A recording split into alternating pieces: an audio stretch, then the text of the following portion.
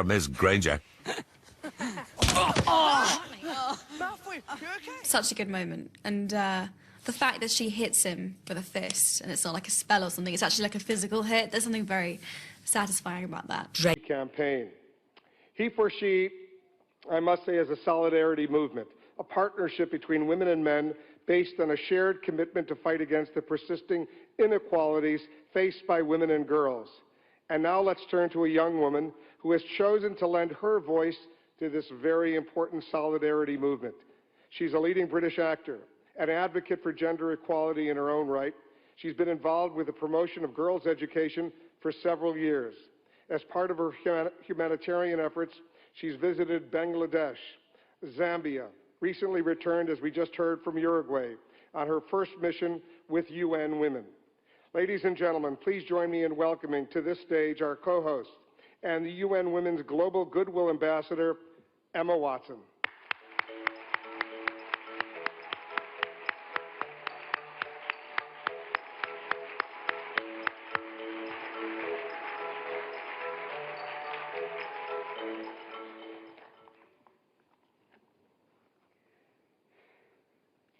Your Excellencies, UN Secretary General, President of the General Assembly, Executive Director of UN Women, and distinguished guests.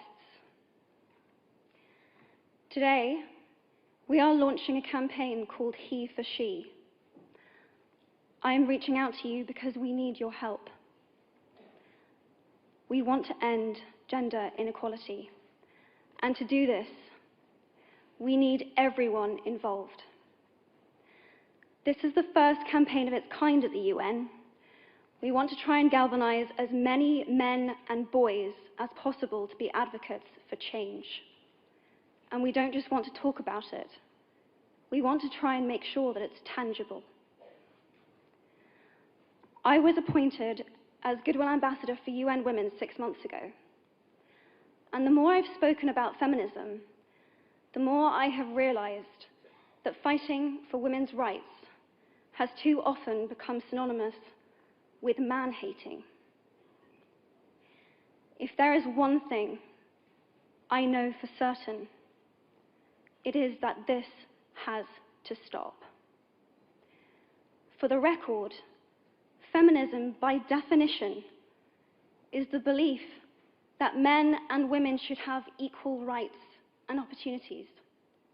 It is the theory of the political, economic, and social equality of the sexes. I started questioning gender-based assumptions a long time ago. When I was 8, I was confused being called bossy because I wanted to direct the plays that we would put on for our parents, but the boys were not. When at 14, I started to be sexualized by certain elements of the media. When at 15, my girlfriends started dropping out of their beloved sports teams because they didn't want to appear muscly.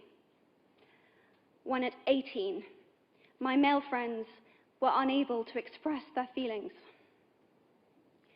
I decided that I was a feminist, and this seemed uncomplicated to me.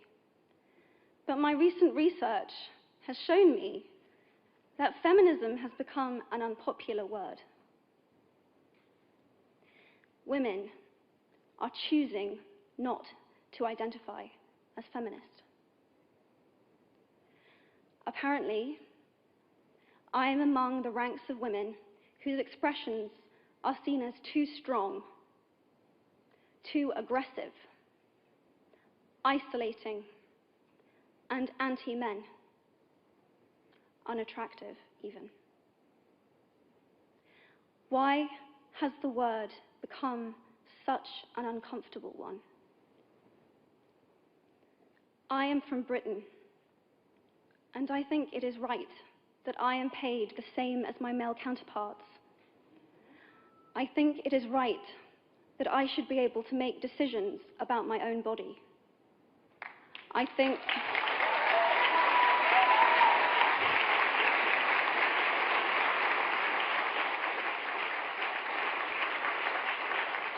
think it is right that women be involved on my behalf in the policies and the decisions that will affect my life. I think it is right that socially I am afforded the same respect as men. But sadly, I can say that there is no one country in the world where all women can expect to receive these rights. No country in the world can yet say that they have achieved gender equality. These rights I consider to be human rights, but I am one of the lucky ones. My life is a sheer privilege because my parents didn't love me less because I was born a daughter. My school did not limit me because I was a girl.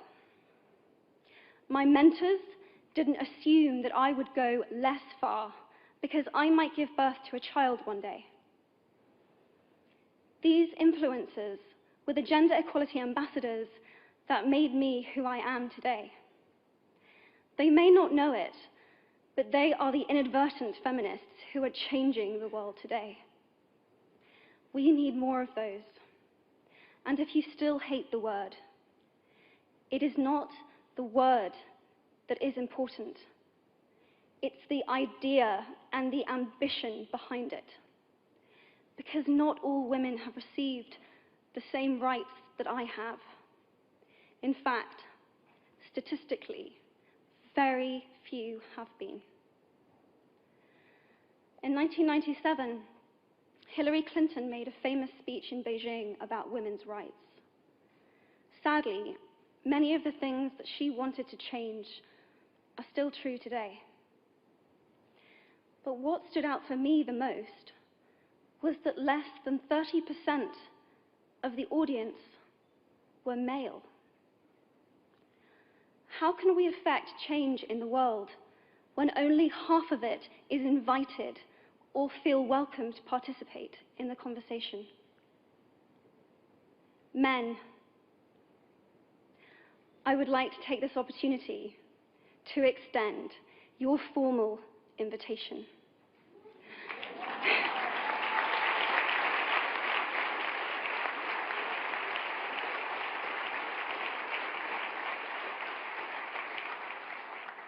Gender equality is your issue too. Because to date, I've seen my father's role as a parent being valued less by society, despite my needing his presence as a child as much as my mother's. I've seen young men suffering from mental illness, unable to ask for help, for fear it would make them less of a man or less of a man. In fact, in the UK, suicide is the biggest killer of men between 20 to 49, eclipsing road accidents, cancer, and coronary heart disease. I've seen men made fragile and insecure by a distorted sense of what constitutes male success. Men don't have the benefits of equality either. We don't often talk about men being imprisoned by gender stereotypes, but I can see that they are, and that when they are free, things will change for women as a natural consequence.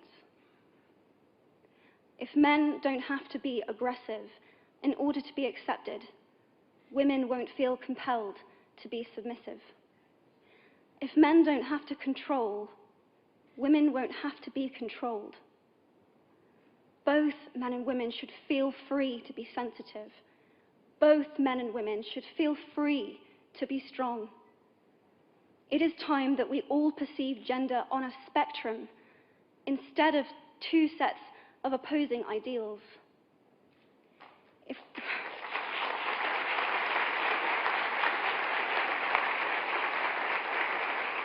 If we stop defining each other by what we are not and start defining ourselves by who we are, we can all be freer.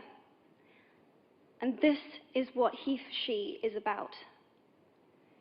It's about freedom.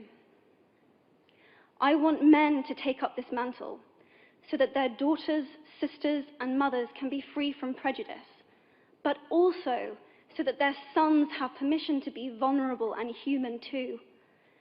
Reclaim those parts of themselves they abandoned, and in doing so, be a more true and complete version of themselves. You might be thinking, who is this Harry Potter girl? And what is she doing speaking at the UN? And it's a really good question. I've been asking myself the same thing. All I know is that I care about this problem, and I want to make it better. And having seen what I've seen, and given the chance, I feel it is my responsibility to say something. Statesman Edmund Burke said, "All that is needed for the forces of evil to triumph is for good men and women to do nothing." In my nervousness for this speech, and in my moments of doubt, I've told myself firmly, if not me, who? If not now, when? If you have similar doubts when opportunities are presented to you, I hope that those words will be helpful. Because the reality is that if we do nothing, it will take 75 years, or for me to be nearly 100, before women can expect to be paid the same as men for the same work. 15.5 million girls will be married in the next 16 years as children. And at current rates, it won't be until 2086 before all rural African girls can have a secondary education.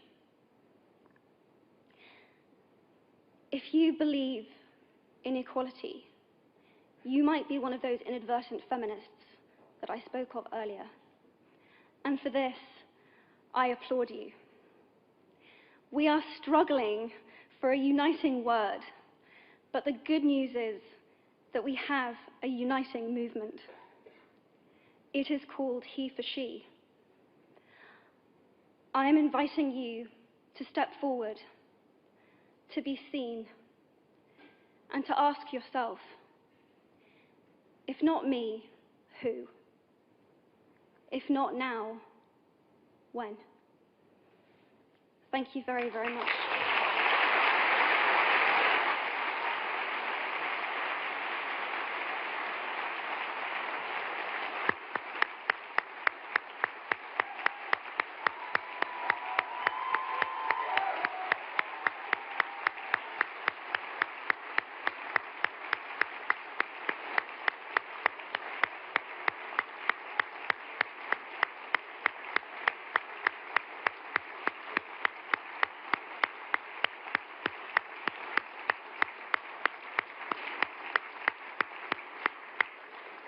What a beautiful, beautiful speech. What a beautiful thought. Emma, pay attention. Miss Granger. Such a good moment. And the fact that she hits him with a fist, and it's not like a spell or something, it's actually like a physical hit. There's something very satisfying about that.